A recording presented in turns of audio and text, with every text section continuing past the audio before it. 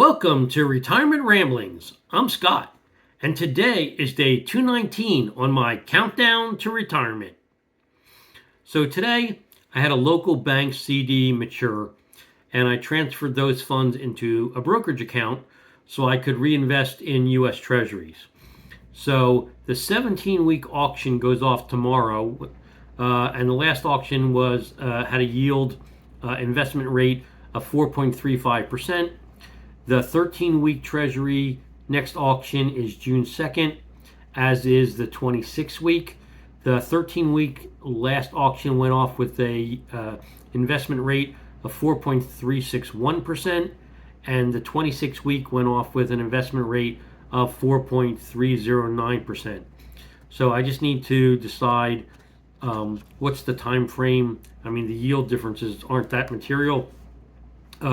I just need to decide when I want this particular tranche of money to be coming due within my ladder of T-bills.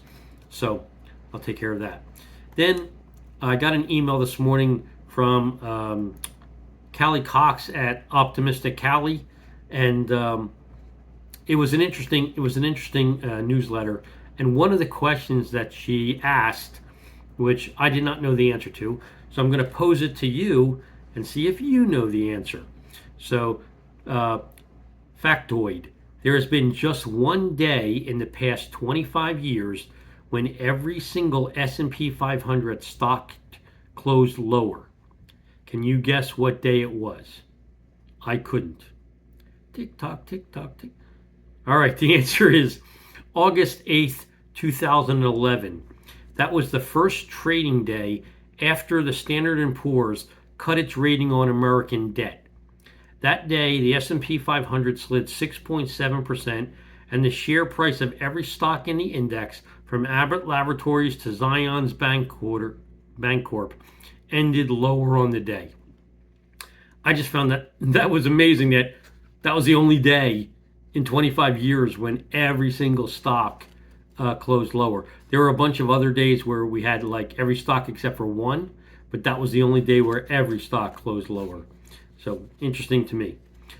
Anyway, after that, I had my normal morning meetings and such, and then I decided to power through, another section of my PMP certification exam, and I did that for probably 3.5 hours today till I just couldn't stay awake anymore. I was getting so bored. So anyway, took care of that. I'll try and power through some more as the rest of the week goes on. And then I found out I was doing some. I'm going to do a one-on-one for the next 2 days with the guy who's the head of the cloud team, and transition a bunch of the projects I've been working on for the last 4.5 years over to him. And so I was putting together a bunch of documents that I could share with him, and one of those had to do with some financial numbers. And I had a question that I needed some clarification on, so I reached out to our VP of Finance. Couldn't get a hold of him, so then I reached out to one of the underlings, only to find out that, with the exception of one person, our entire accounting leadership team in North America was let go today.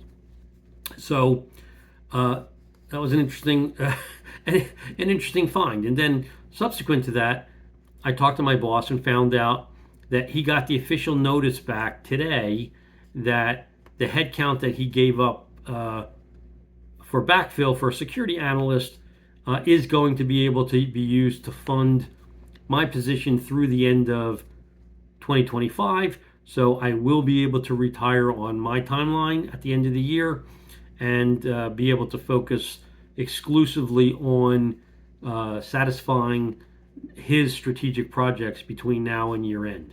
So I was happy to hear that. I thanked him for, putting in, and leveraging whatever political capital he had to leverage to make that happen for me. I've worked for him now for probably maybe 4 years out of my 8 years at the company. So, he's been a really good manager.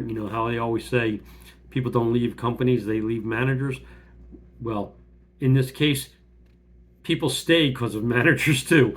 And so I would have probably left the company quite a while ago had it not been for this manager. So super appreciative of his efforts. And then I cooked some ribs for dinner. And these were the ribs that were on sale at Lidl starting this past Friday and continuing through this week. The Smithfield, whatever they're called, Smithfield fresh pork spare ribs at $1.99 a pound. Anyway, then I did my Tuesday night grocery preview of the upcoming week's sales for proteins, and I'll quickly run through those for you. And again, these are all in the Atlanta metro area. So at Kroger, there's boneless top sirloin for $9.99 a pound. There's Eastern Fisheries sea scallops for $9 with a digital $9 a pound with a digital coupon. There's Private Selection oven roasted turkey breast, $8.99 a pound with a digital coupon. And there's Private Selection Angus burgers, 2-pound box, $6.99 with a digital coupon. Then over at Publix, we've got a boneless chuck roast for $6.99 a pound. We've got a boneless top sirloin steak for $7.99 a pound. And then they have a BOGO running on Springer Mountain Farms chicken wings, a 2-pound package. Net effective cost $5.50 for the 2-pound package, or $2.75 a pound for the chicken wings. And then at Aldi, and I'm sure there's going to be more that'll be released tomorrow, but the three things they highlighted in their preview were fresh ground Wagyu for $4.99 a pound, fresh seasoned lamb leg steaks for $7.99 a pound, and fresh sweet and smoky Atlantic salmon on a cedar plank, $10.99 a pound. And then over at Lidl, again, starting last Friday, going through Thursday evening of this week, the Butcher Specialty Fresh Chicken Drumsticks family pack was 99 cents a pound with the My Lidl app. And the Smithfield Fresh Pork Spare Ribs, again, the ones I made tonight, $1.99 a pound with the My Lidl app. So that's my update for today. If you have any questions or any comments, please leave them in the comment section down below or drop me an email at myretirementramblings@gmail.com. Otherwise, I hope you have a great evening, and until tomorrow, take care.